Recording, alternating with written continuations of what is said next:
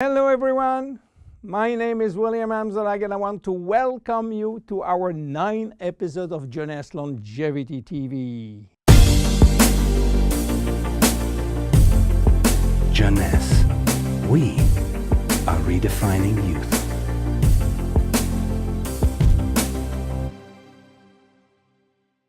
Obesity, or should I say globesity. Today, obesity is a worldwide epidemic disease. There is an outrageous eruption of a worldwide obesity even in the countries where not so long ago famine was the #1 health issue. The fatness of the world is changing rapidly, and this is very disturbing because it's going out of proportion and nobody can get any control of this new epidemic. Many children become obese and then become obese adults. The diseases associated with obesity, such as heart disease, cancer, and especially diabetes, will explode.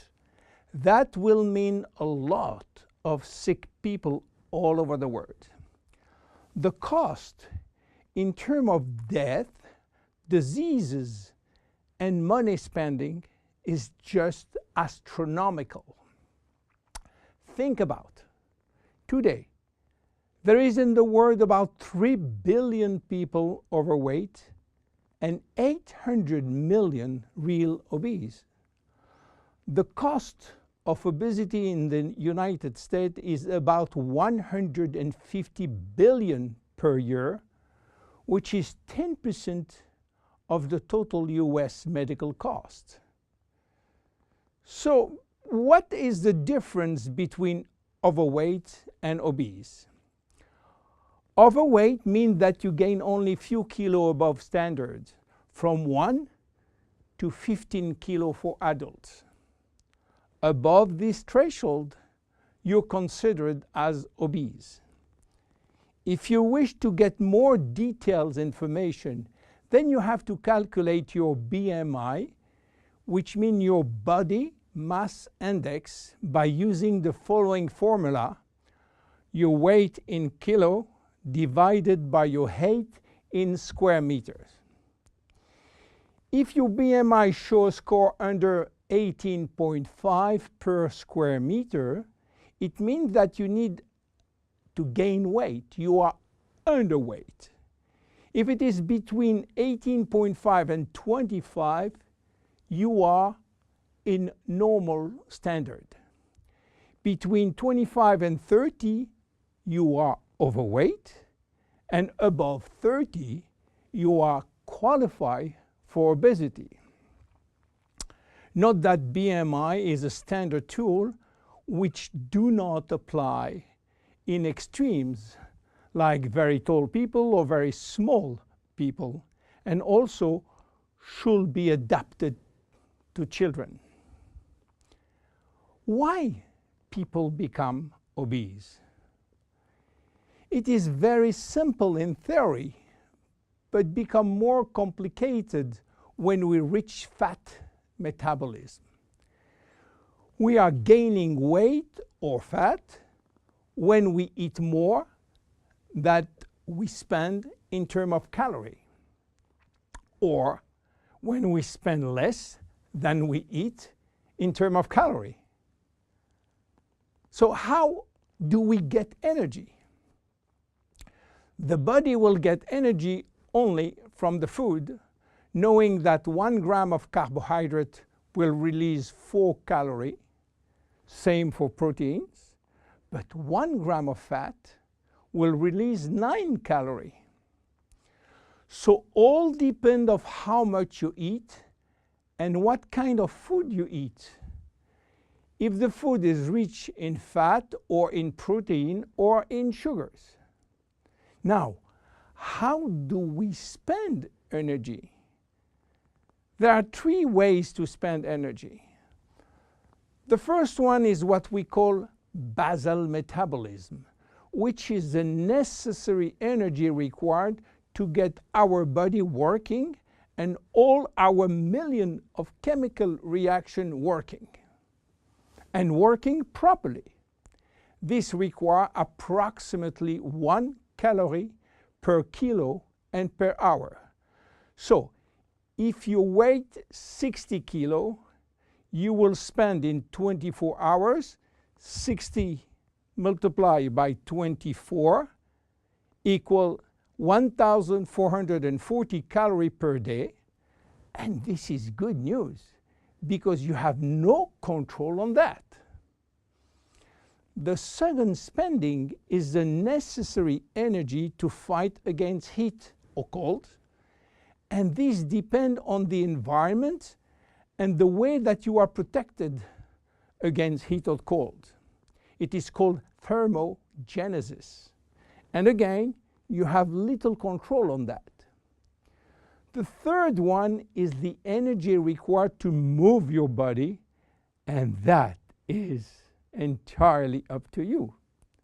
This is to say that physical activity is the only controllable way to spend energy.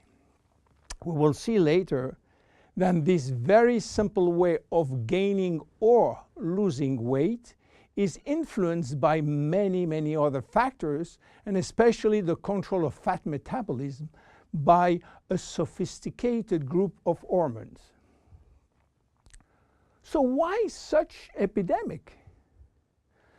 To understand, we have to go back 20,000 years ago. As surprising that it can be, our genes have not changed for the last 20,000 years. At this time, life for humans was quite difficult. In fact, life was based on food availability, and food was really available only during spring and summer. The rest of the time, no food, almost famine. Our genes has to adapt and to work in accordance with this alternance of abundance and famine, and they create a kind of energy storage. The fat cell was born. This cell has the capacity to store all kinds of energy derived from fat, from carbohydrates, and even proteins. It can increase 50-fold its size and retain energy in the form of triglycerides. Because of uncertainty of food availability, our genes were oriented toward the saving mode, which means that every time we eat, all the energy coming from the food was oriented in the storage facility. What happened 20,000 years later? Our genes are still oriented towards saving mode, but there is no more famine. On the contrary, the new society offers an extreme abundance of food rich in calories, and that all over the year. And guess what happened? Everything is going first in storage. And once in storage, it is very difficult to get out. You understand now why it is very difficult today not to gain weight or fat. But there is another factor. 20,000 years ago, in order to bring food at home, men were hunting, fishing, or climbing trees to get fruits. And that was a huge energy spending mode. Today, with a new technology created for lifting heavy items or escalator or elevator, we reduce drastically our energy spending. You understand now why it is so easy to gain weight or fat. What are the consequences of obesity in terms of health and longevity? To make a long story short, it is a disaster. Being and staying obese will lead to a long list of chronic diseases, including cardiovascular disease, diabetes, cancer, metabolic syndrome, and consequently a drastic shortening of life. That will not account for the uncomfortable physical, emotional, and mental consequences of being heavy for ourselves and for our relationship. In terms of aging, obesity is shortening telomeres, increasing DNA damage, and reducing stem cell pool. So what to do for reducing obesity? Obviously, it is quite difficult considering the worldwide effort of the medical community with so small results. Health authorities are repeatedly organizing campaigns to inform people about the consequences of eating too much sugar or fat or the lack of exercise. But the food industry until now do not help and still putting on the market food rich in bad sugar and bad fat. The first step is to be convinced that improving your lifestyle, which means improving your nutrition, your physical activity, managing your stress and your emotion, in order to stop impulsive eating, will be a very good action to preserve your life and your longevity. The second step will be to use specific food supplements to help managing your fat metabolism and rebuild the muscles that you lose when lacking exercise. This is why Jeunesse decided to create a new line of product specially designed to counteract craving, to help fat metabolism, and to reduce muscle loss.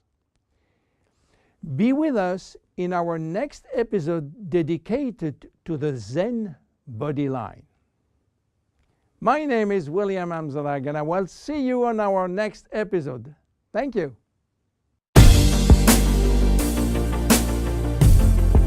Jeunesse. We are redefining youth.